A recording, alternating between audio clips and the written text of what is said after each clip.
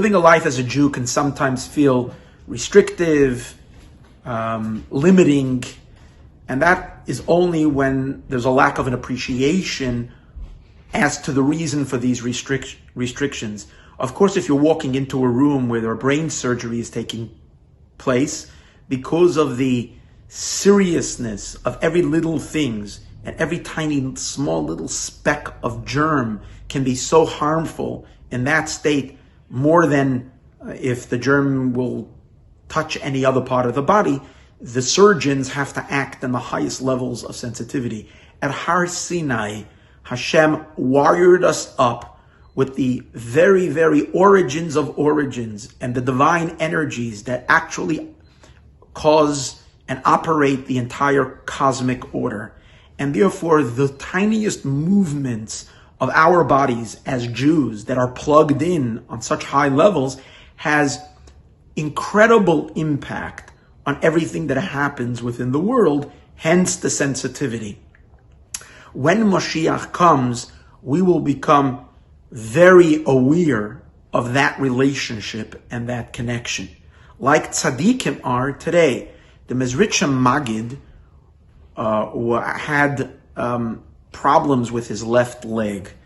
He actually had to walk on crutches. He had an illness on his left leg. The reason why his leg wasn't well was because he tried to avoid moving his left leg as much as possible. Literally would have his left leg stand still most of the time.